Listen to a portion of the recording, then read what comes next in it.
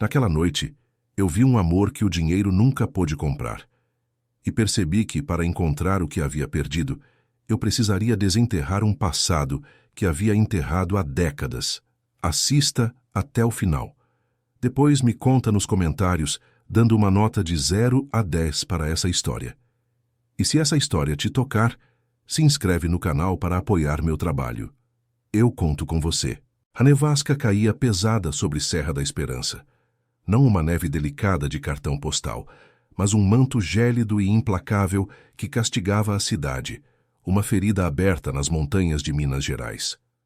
O vento uivava como um animal ferido, um lamento antigo que se infiltrava nas frestas dos casarões coloniais, cada um deles uma cicatriz viva de séculos passados. As vielas, outrora cheias de histórias vibrantes, agora pareciam engolidas pela miséria que avançava sorrateira, corroendo as bordas da cidade, especialmente na periferia, onde a vida era um desafio constante, um fôlego roubado a cada dia. O frio não era apenas uma sensação térmica, era uma entidade cruel, uma mão invisível que apertava o peito de quem ousava desafiá-lo.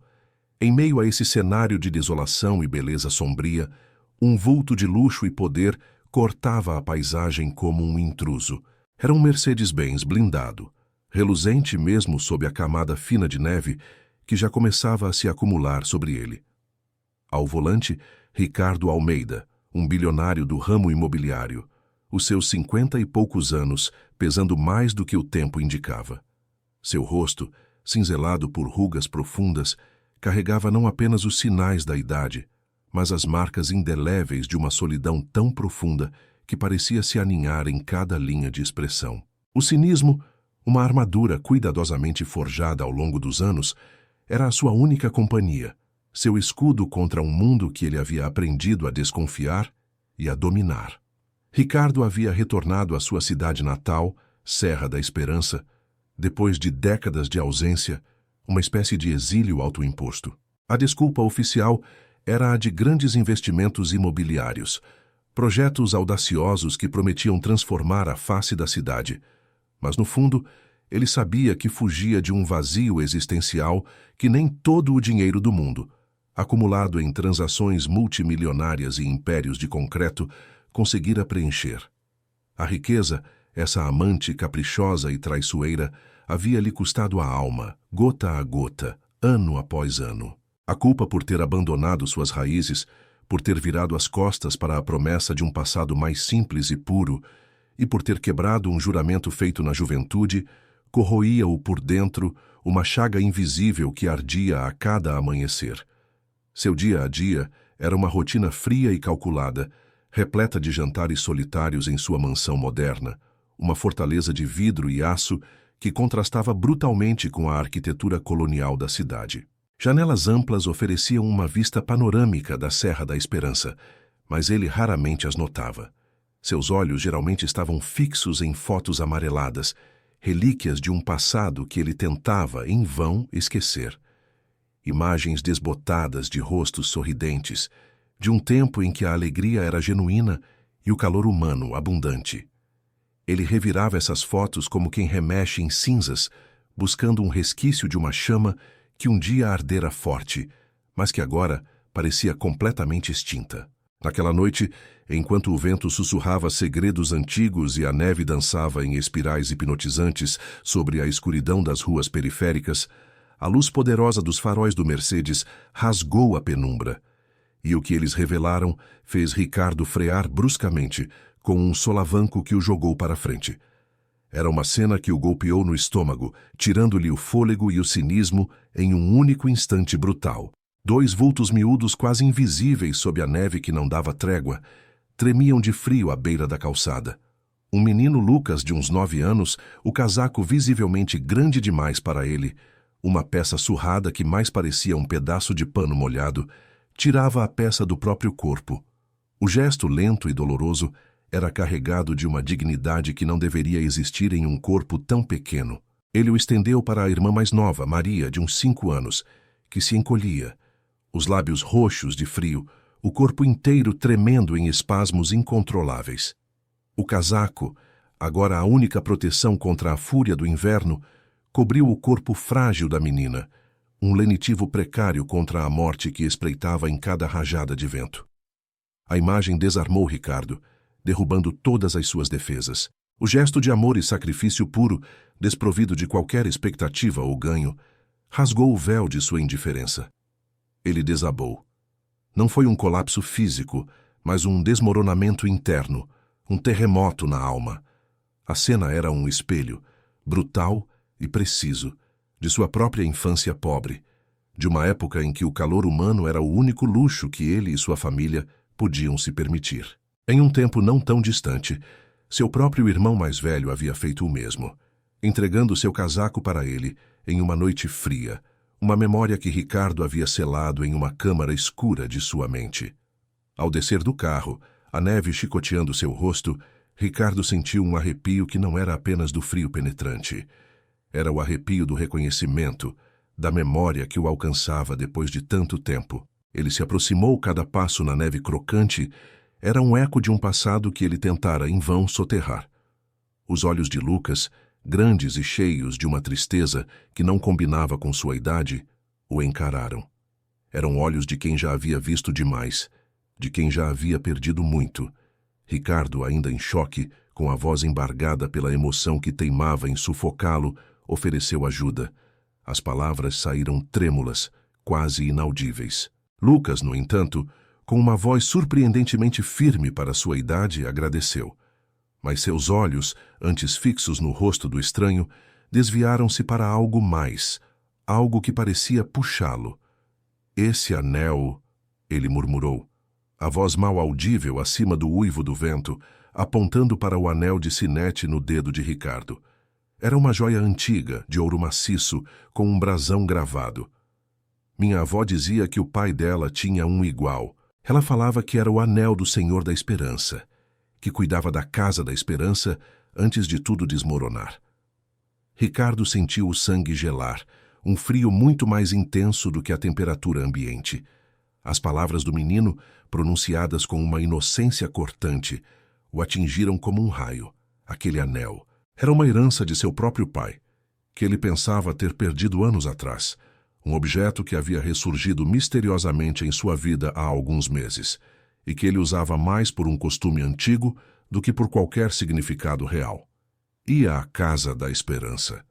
O apelido de um antigo casarão colonial, um símbolo de um passado que ele queria apagar, um imóvel que ele, ironicamente, estava prestes a demolir para dar lugar a um de seus empreendimentos mais ambiciosos. Um casarão que ele sabia vagamente fora um orfanato e centro comunitário, fundado por sua própria família no passado, e que agora era apenas um amontoado de ruínas, um símbolo de abandono e mistério.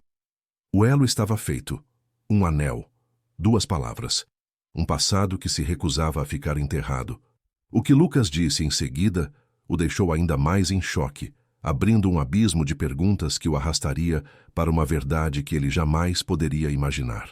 Ricardo levou as crianças para sua mansão, um gesto automático de um homem habituado a resolver problemas com dinheiro, mas que, pela primeira vez em muito tempo, sentia o peso de uma responsabilidade que ia muito além de cifras. A neve continuava a cair, e a cada metro percorrido, o contraste entre o interior aquecido do Mercedes e a paisagem gelada da periferia parecia aumentar o fosso entre o mundo que ele conhecia e o que acabara de invadir sua vida. Na mansão, o silêncio era tão opressor quanto o frio lá fora.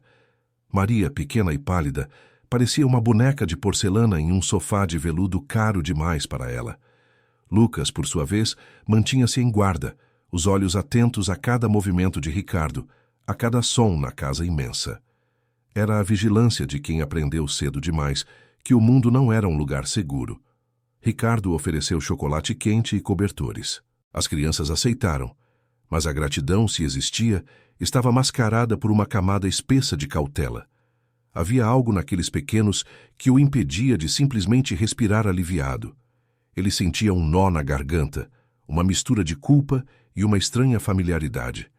Aquela cena, o chocolate quente nas mãos miúdas, os cobertores macios, era tudo o que ele havia desejado em sua própria infância, mas nunca tivera. Agora que ele estava ali, um estranho, oferecendo um conforto que ele mesmo havia esquecido como era receber. Nossos pais, eles morreram, Lucas disse de repente, a voz ainda rouca, mas com uma clareza que perfurou o silêncio. Ricardo quase deixou a xícara de porcelana escapar de suas mãos. Foi por causa da terra. Disseram que tinham que sair, que iam construir coisa grande. Mas eles não queriam. Minha mãe dizia que a terra era nossa, que era da esperança. A menção da esperança, de novo, agora ligada à terra e a uma tragédia, fez um alarme soar na mente de Ricardo. A periferia, as desapropriações, os empreendimentos, um turbilhão de pensamentos que o levava a um nome: Dr. Eustáquio.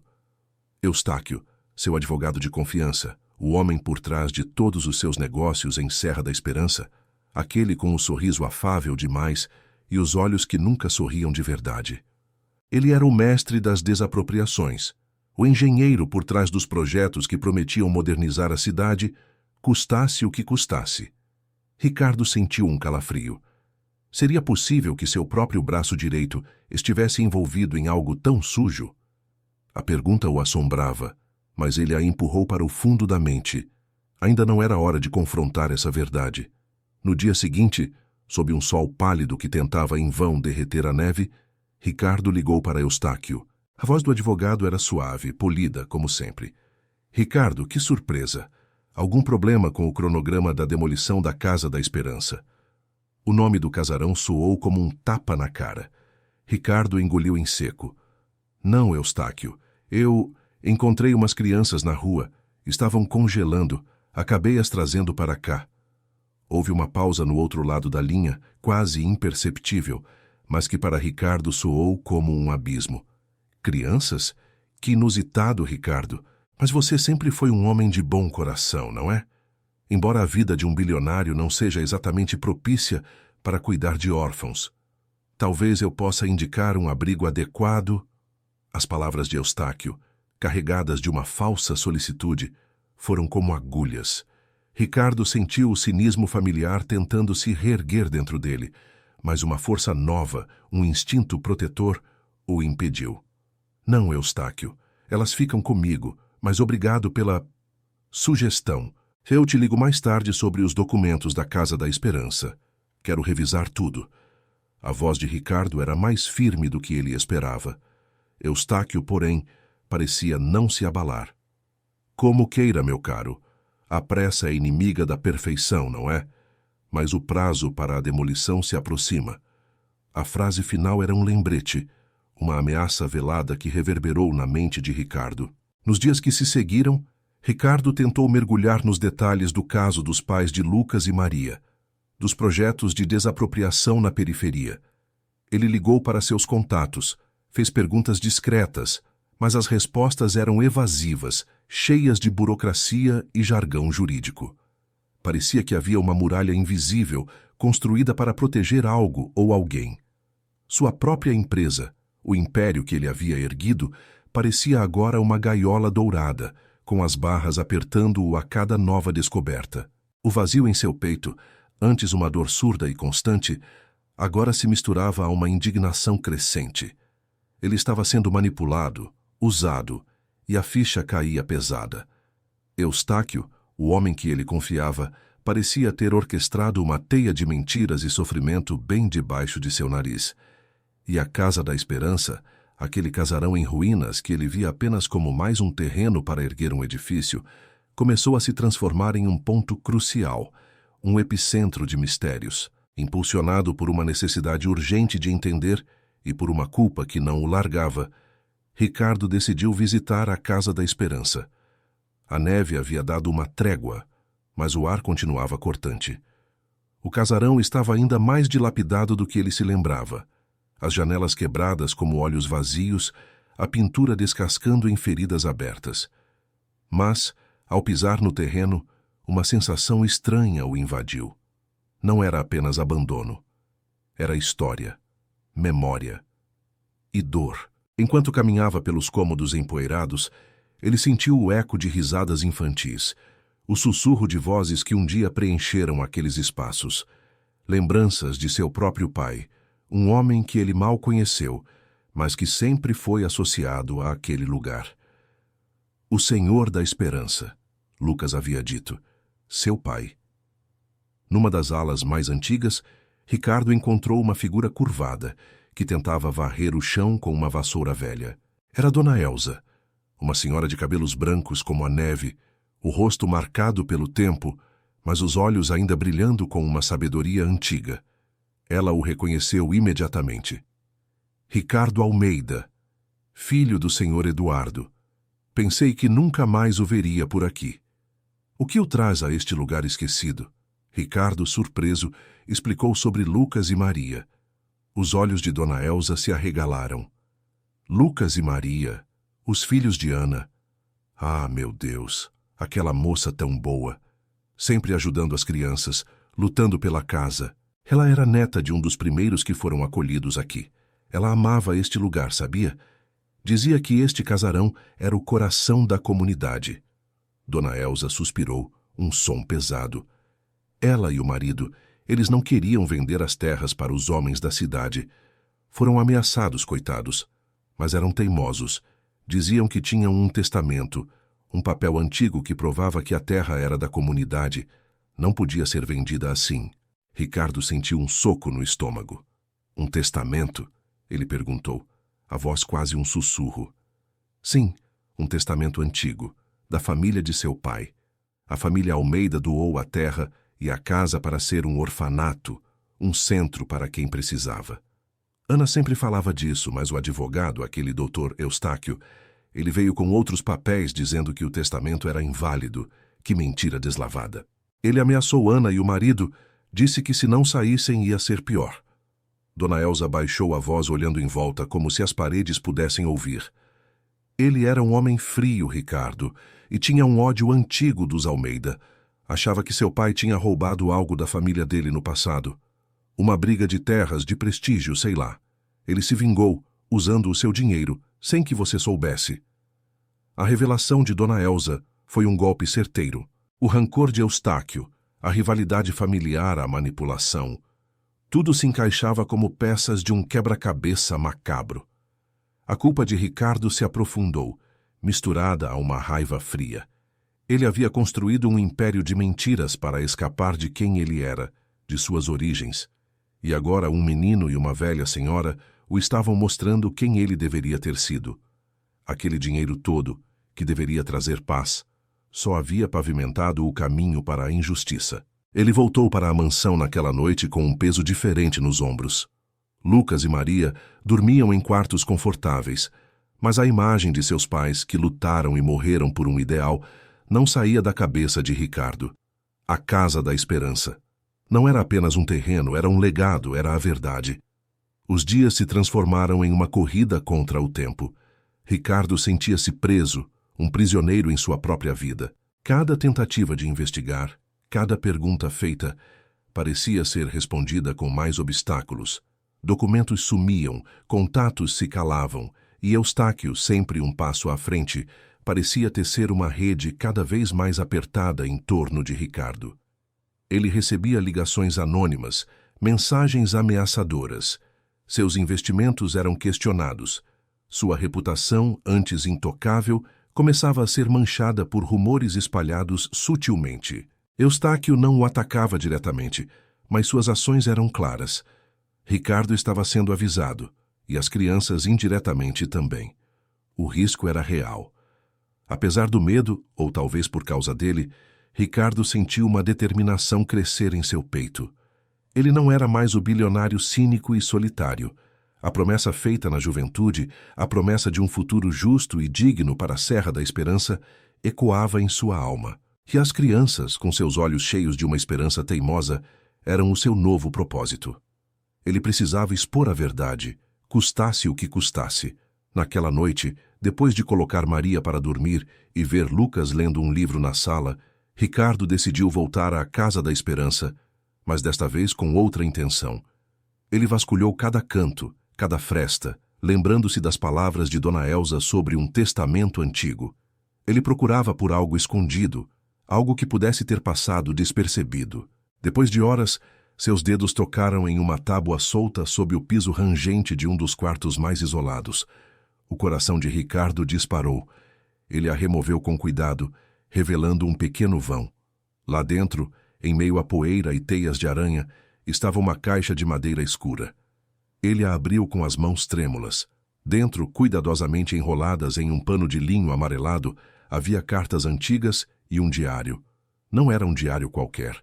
Era o diário de Ana, a mãe de Lucas. As primeiras páginas confirmavam tudo o que Dona Elsa havia dito.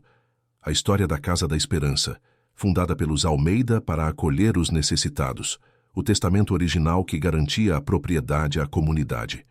Ana havia registrado sua luta incansável para proteger aquele legado. A ligação de sua própria família com a história do orfanato. Mas o que Ricardo leu em seguida o fez sentir um frio na espinha que nada tinha a ver com a nevasca lá fora. Ana descrevia em detalhes as ameaças de Eustáquio, a falsificação de documentos, a pressão insuportável para que eles vendessem suas terras. Ela havia tentado expor a fraude, havia procurado ajuda, mas Eustáquio tinha conexões, poder. A última entrada do diário era vaga, assustada. Ele me disse que eu seria silenciada, que ninguém acreditaria em mim. Sinto que ele está por perto. Se algo acontecer comigo, saiba que ele é o culpado. Ricardo fechou o diário, as mãos suadas, o corpo tremendo. Ali nas páginas amareladas estava a prova. A verdade brutal e dolorosa. Eustáquio não era apenas um advogado inescrupuloso. Ele era um assassino. A mãe de Lucas havia sido silenciada, e o prazo para a demolição do casarão, o último bastião de sua família, estava se esgotando. Ricardo não poderia mais voltar atrás. A linha entre o certo e o errado, que ele havia borrado por anos, agora estava nítida, traçada com o sangue de inocentes. E a Casa da Esperança, que ele planejava destruir, era a chave para a sua própria redenção. Mas isso era só o começo. O que Eustáquio faria em seguida seria ainda pior. Com o diário de Ana em mãos, Ricardo soube que a luta não seria fácil, nem discreta. A verdade revelada era uma bomba, e ele era o único que podia acender o pavio. A escalada da tensão foi imediata. Na manhã seguinte à sua descoberta, a sede de sua empresa foi invadida por fiscais, supostamente em busca de irregularidades fiscais. Documentos importantes desapareceram de seu escritório, computadores foram apreendidos. Não era uma coincidência. Eustáquio estava contra-atacando, usando sua influência para paralisar Ricardo e desacreditá-lo. Ricardo sentiu o peso do império que havia construído se voltar contra ele. Suas contas bancárias foram congeladas sob a alegação de evasão fiscal. Os bilionários que antes o bajulavam, agora o evitavam.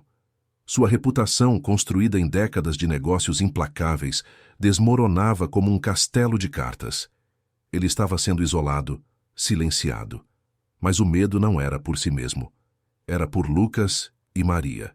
Certa noite, um carro escuro estacionou em frente à sua mansão, as luzes apagadas. Ricardo, que mal dormia, observou da janela. Um vulto saiu do veículo, caminhou até o portão e deixou um pacote. Dentro, uma foto antiga dele, jovem e sorridente, ao lado de seu pai, em frente à Casa da Esperança. No verso, uma frase escrita em letras garrafais. Alguns segredos devem permanecer enterrados. Sua família e a Casa da Esperança serão as próximas a desaparecer. A ameaça era clara, direta. O recado, ele não estava sozinho, e o jogo era sujo.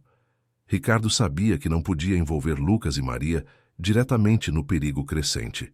Mas como protegê-los sem revelar a extensão da sua própria imprudência, da sua própria cegueira por anos? Ele via os olhos de Lucas, cheios de uma curiosidade madura, e temia que o menino, em sua busca pela verdade sobre os pais, pudesse se colocar em risco. Maria, por outro lado, era pura inocência, um farol de luz que Ricardo sentia a responsabilidade de guardar.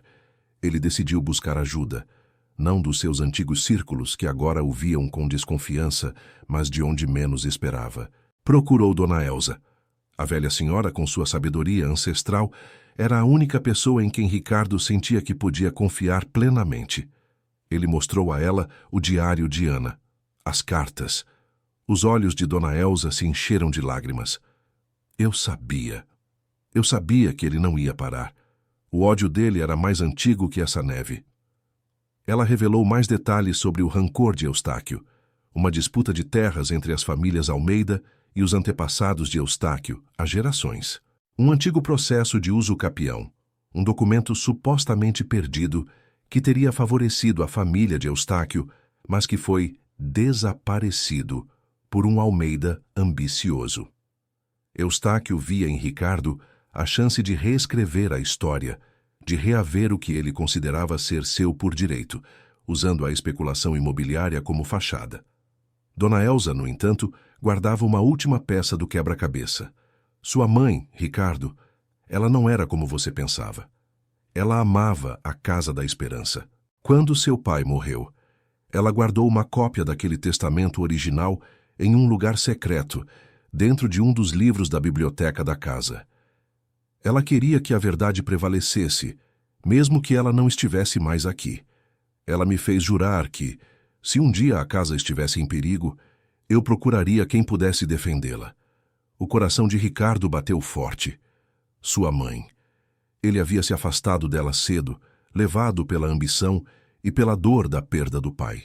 Mas agora, suas ações falavam de um amor e uma justiça que ele nunca havia percebido.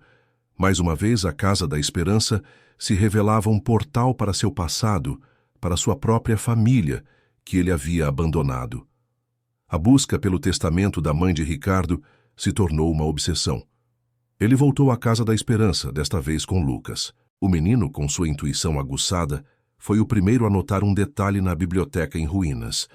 Um padrão diferente nas prateleiras, um livro que parecia ligeiramente fora do lugar. Juntos, eles encontraram um compartimento secreto dentro da capa de um velho livro de contos infantis. Lá estava, uma cópia do testamento original datado de décadas atrás, com assinaturas e selos oficiais, provando que a Casa da Esperança e suas terras adjacentes eram, de fato, doadas à comunidade para fins sociais e não podiam ser vendidas ou demolidas. A descoberta trouxe um misto de alívio e pavor. Alívio por ter a prova, pavor por saber que Eustáquio faria qualquer coisa para impedi-lo. Ele precisava de mais do que papéis, precisava de um plano, de aliados, e precisava agir rápido. Eustáquio havia convocado uma audiência pública na antiga Câmara Municipal de Serra da Esperança, com a data marcada para dali a uma semana, para formalizar a demolição da Casa da Esperança e o avanço de seus projetos. Era o ultimato. Ricardo sabia que se apresentasse as provas de forma isolada, Eustáquio as anularia, ou pior, as faria desaparecer, e ele mesmo poderia ser incriminado. Ele precisava de um palco, de testemunhas, de um momento que não pudesse ser manipulado. Mas ainda faltava uma peça para completar o quebra-cabeça da teia de corrupção. Faltava algo que conectasse Eustáquio não apenas à fraude, mas à morte dos pais de Lucas e Maria. A pressão era imensa. Ele passava as noites em claro, revisando os documentos, tentando prever os movimentos de Eustáquio. Sua mansão, antes um refúgio, parecia agora uma prisão, com cada sombra dançando na parede como um espião. Ele vendeu discretamente alguns de seus bens mais valiosos para financiar uma investigação particular, para ter advogados que pudessem lutar contra a máquina de Eustáquio. O dinheiro, antes seu maior poder, agora parecia um fardo, uma ferramenta que ele precisava aprender a usar para o bem, e não apenas para o lucro. A cada passo, Eustáquio apertava o cerco. As notícias sobre as irregularidades de Ricardo se espalhavam pela cidade, distorcendo os fatos, pintando-o como um vilão. Ele se viu sozinho, quase sem amigos, com sua fortuna em risco e sua reputação em frangalhos. Mas, surpreendentemente, essa solidão forçada o libertou. Ele não tinha mais nada a perder, exceto a si mesmo e a esperança de um futuro para Lucas e Maria. Foi então que Lucas, com a inocência e a perspicácia de uma criança que observa o mundo de forma desarmada, deu a Ricardo a peça que faltava. Ele estava brincando com o celular antigo de sua mãe, um aparelho simples que ele havia guardado como um tesouro. "Olha, tio Ricardo", ele disse, mostrando a tela. Minha mãe gravou umas coisas nesse celular. Ela dizia que era para provar a verdade. Eu não sei o que é. Ricardo pegou o aparelho, o coração batendo descompassado. Era uma série de gravações de áudio. A primeira era a voz de Ana, clara e assustada, descrevendo a visita de Eustáquio, as ameaças, a falsificação do testamento. A segunda, e o queixo de Ricardo quase caiu, era uma conversa gravada, provavelmente por Ana escondida, entre Eustáquio e um cúmplice. Nela, Eustáquio articulava o plano para intimidar os moradores, para forjar assinaturas. E então, o mais terrível. Se Ana não vender, se ela continuar com essa história de testamento antigo, teremos que silenciá-la. Fazer parecer um acidente. A periferia é cheia de perigos, não é mesmo? A voz era inconfundível. Era Eustáquio. Ricardo sentiu um arrepio gélido percorrer sua espinha. As gravações eram a prova definitiva. A conexão entre Eustáquio, a fraude e a morte dos pais de Lucas e Maria. Ele olhou para Lucas, que brincava distraidamente com um carrinho. O menino havia entregue a ele a arma mais potente contra o vilão, a prova que ninguém poderia negar. Aquele pequeno celular era mais valioso que toda a fortuna que Ricardo havia acumulado. A verdade, afinal, sempre encontra um caminho para emergir. Agora, Ricardo tinha o diário, o testamento original e as gravações. As peças estavam todas no lugar. O palco estava montado.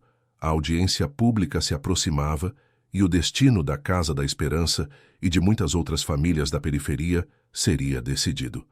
Ricardo sabia que precisava ser corajoso, não apenas por ele, mas por todos aqueles que Eustáquio havia oprimido. Ele teria que desmascarar o monstro diante de todos, em sua própria cidade, a cidade que ele havia abandonado e que agora o chamava de volta para a redenção.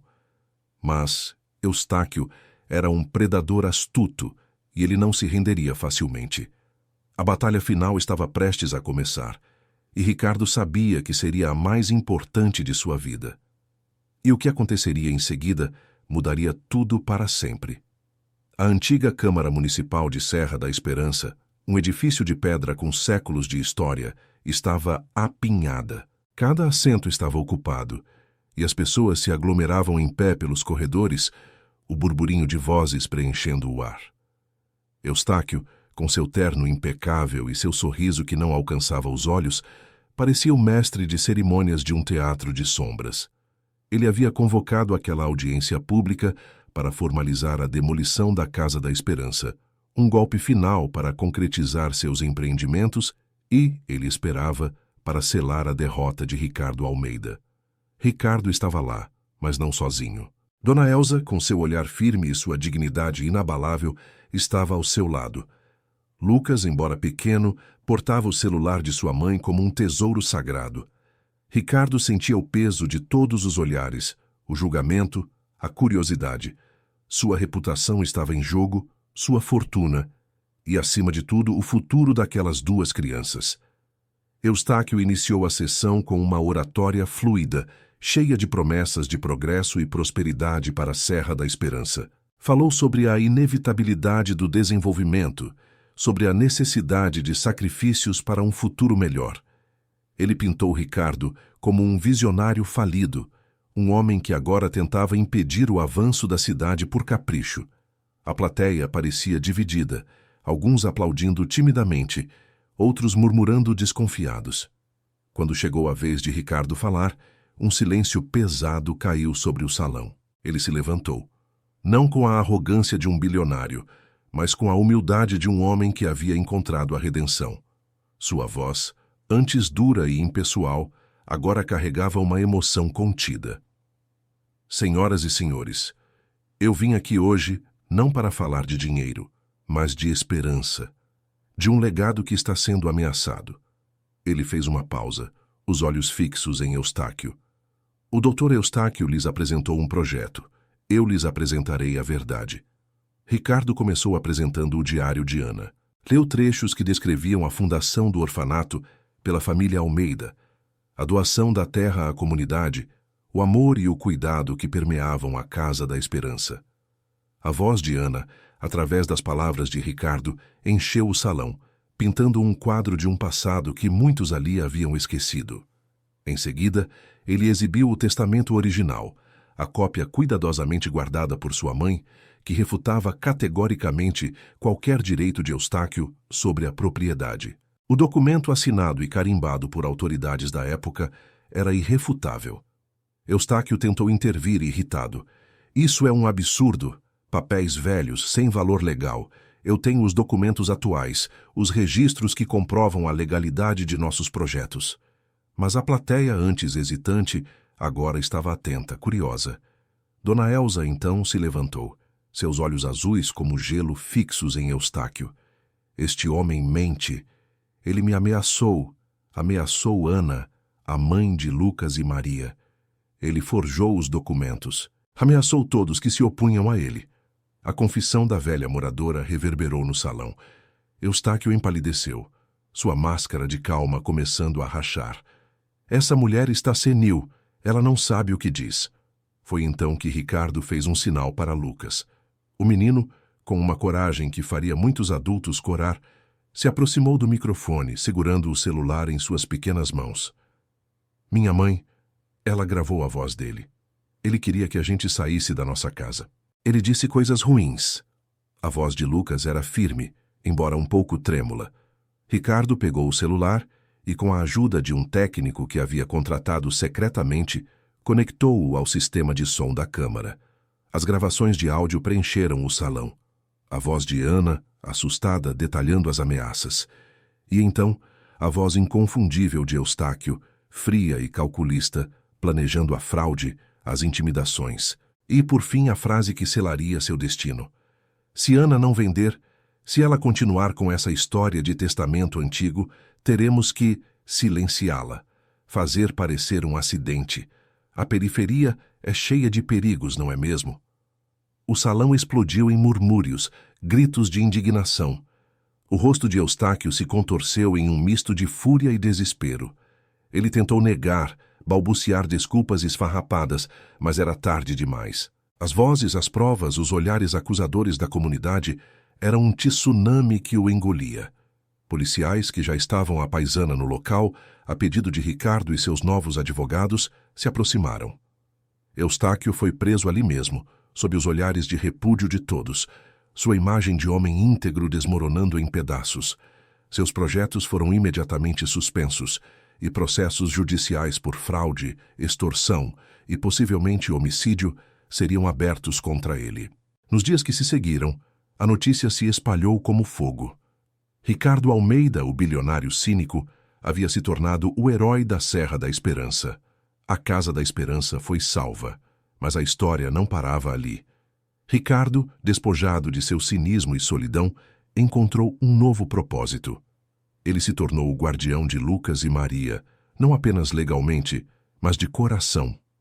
A mansão imponente, antes um símbolo de seu isolamento, agora se enchia de risadas infantis, de calor. Ele usou sua fortuna, não para construir mais impérios de concreto, mas para reconstruir a comunidade. A Casa da Esperança foi restaurada, tijolo por tijolo, não como um empreendimento lucrativo, mas como um centro de acolhimento para crianças e famílias vulneráveis. Um verdadeiro lar, um farol de esperança na periferia. Ele investiu em projetos sociais, em escolas, em infraestrutura. O anel de sinete, antes apenas uma herança, agora era um símbolo de sua responsabilidade, de sua conexão com o passado e com o futuro. Dona Elsa encontrou um lar digno na Casa da Esperança, rodeada pelas crianças que ela tanto amava. Sua lealdade e sabedoria foram finalmente reconhecidas. Ela contava histórias sobre os tempos antigos, sobre o verdadeiro Senhor da Esperança, o pai de Ricardo, um homem que ele finalmente aprendeu a conhecer através dos olhos de Lucas e de sua própria jornada de redenção. A história se encerra com uma cena que antes seria impensável. Lucas e Maria brincavam no jardim restaurado da Casa da Esperança, agora florido e cheio de vida. Maria ria, um som cristalino que Ricardo não se cansava de ouvir. Lucas, com um brilho nos olhos que Ricardo jamais pensou em ver, corria atrás da irmã, o casaco, agora limpo e cuidadosamente pendurado na entrada da Casa da Esperança, como um símbolo silencioso. Ricardo os observava, com um sorriso sereno no rosto, um sorriso que alcançava seus olhos. Ele havia encontrado sua própria esperança. A verdadeira riqueza não se media em cifras, mas na capacidade de se doar, de se reconectar com as raízes e de lutar pela justiça, mesmo quando o passado parecia sombrio. A família podia surgir dos laços mais inesperados, e a coragem de enfrentar os próprios fantasmas era o caminho para a redenção. Ricardo, Lucas e Maria, de mãos dadas, observavam o pôr do sol sobre a Serra da Esperança, tingindo o céu de tons alaranjados e roxos, um espetáculo de paz e renovação. Alguns tesouros não se compram, se resgatam.